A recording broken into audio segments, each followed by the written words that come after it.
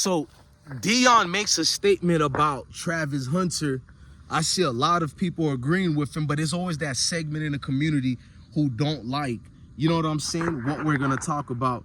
So what he talks about Travis Hunter is the whole fact that he literally thinks Travis Hunter is going to be not better than him in the NFL, but he really is going to be the first guy that could play every down in the NFL both ways. A defensive back and a starting receiver. None of you guys can argue with this. This man has like 2 interceptions of the year already. He has like 19 pass deflect. I think it was 16. The 19 one was just overthrown passes. I don't want to count those. I think he has almost 16 deflections already, bro. He has 2 interceptions. That alone on defense in week 3. I mean, only in 3 weeks alone. If we're just judging by 3 weeks already, that makes him a top 10 pick automatically just as a cornerback alone. But we didn't even talk about the receiver part. When you look at his footwork, when you look at the way he has a key awareness on how to move on that field, evade the defenders, bro, like the yak yards, which are yards after catches, that man is a top 5 to top 3 pick. And then when you count him as a two-way player who's playing Pro Bowl level on both sides of the field like that, then you would have to argue, is he top 1 or top 2 player in the nation that's going to be drafted? He's either going to be 1 or 2 if he stays consistent like this. Because I don't care how much you hate Deion in Colorado. If you're coaching one of these teams in the NFL, I've seen this year alone, there's no more skills in the NFL like it used to be, man. That defensive back position is a dying breed, bro. Now I miss Mr. Revis Island. He used to shut people down to a T, man. Richard Sherman to a certain degree, but I'll say Revis was the one. Darrell Revis was the one with that skills of he didn't have to be the big guy like a Sherman, a big-bodied cornerback like a Patrick Peterson or something like that. No, he's shown the classic 5'9", 5'8", maybe at most highest 5'10", cornerbacks and defensive backs, safeties. You know what I'm saying? Doesn't matter which one, but defensive backs in general, they could cover if they have their skill level there. So when I see Travis' skill, it's like my mouth is drooling if I'm a GM, bro. Like, if we only want him to play one position, what position will that be? Because he's efficient on either side of the ball. Now, when they were saying he was going to play two-way, I seen him in high school and all that. I didn't think it was going to transfer so easy in the college world. Then when I seen him did it at Jackson State, I still was not a hater. I was like, man, this is beautiful to see. But this is still an HBCU level, not to throw no shade. But when this man is doing this on a Power 5, and he played against a Power 6 team as well, he played the same energy, the same level.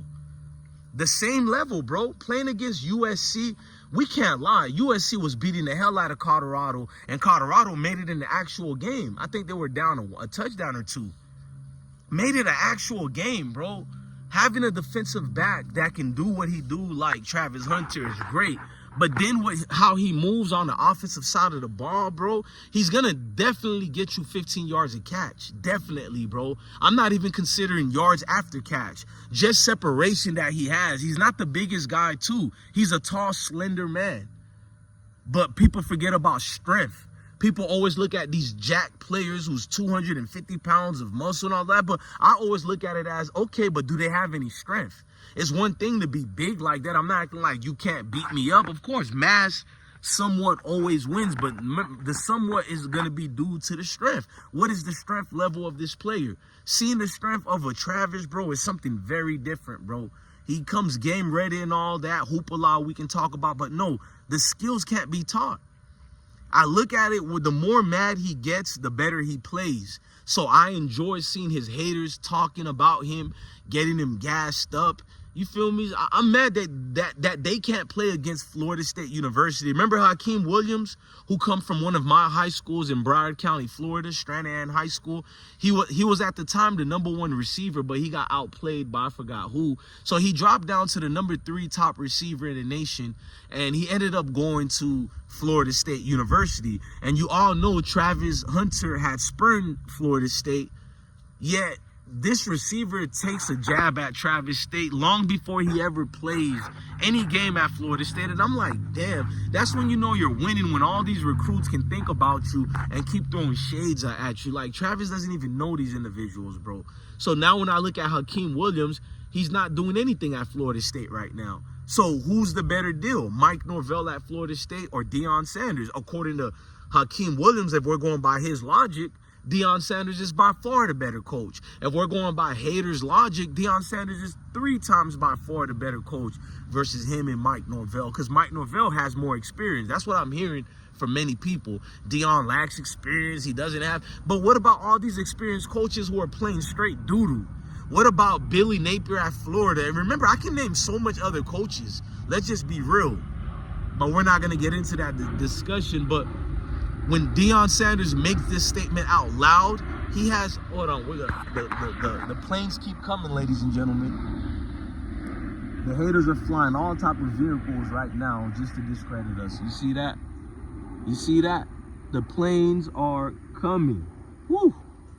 But let's get back into this, though. But paying attention to some of the hoopla, I'm like, when Deion makes a statement, like, he's been making statements about Travis could play two-way, but it was like not really a flat-out statement. It was a regular conversation he was in, and someone brought up Travis, can he do this or not? And Deion would respond to it. But this was a statement that Deion made himself, and he made one to go viral and one to go through all the pundits, including the NFL, because that lets me know all of his NFL associates, NFL contacts, they 100% talk to Deion about his players. Don't let that go over your head.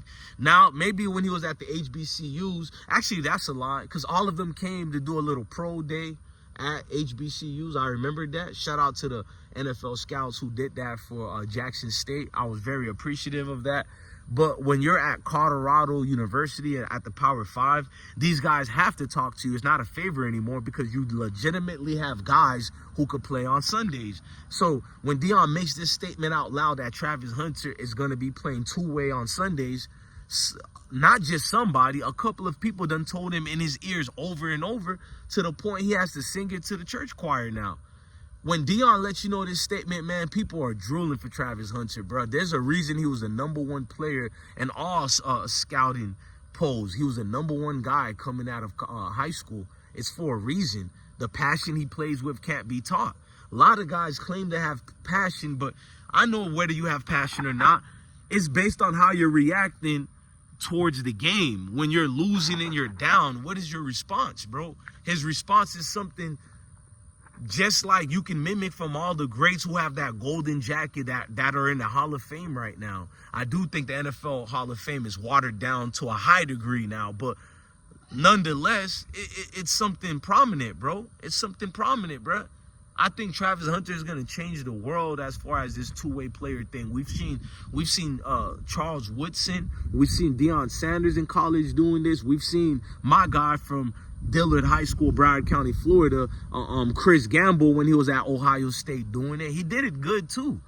Went to the national championship against Miami Hurricanes. You know, he did it great too, but we're talking about a guy who's consistently playing two-way offensive defense nonstop. That's Travis Hunter. You've never seen nothing like that. We've seen guys play two-way, but he's playing it consistently. Chris Gamble was during his sophomore year, he started playing two-way, and it was not consistent. It was somewhat consistent. I'm not going to take nothing from him, but the way Travis is doing it, nobody is doing it like that. Look, y'all, man, I'm DJ Bless One, the best one. Thank you for watching another episode of I Smoke Hip Hop Live.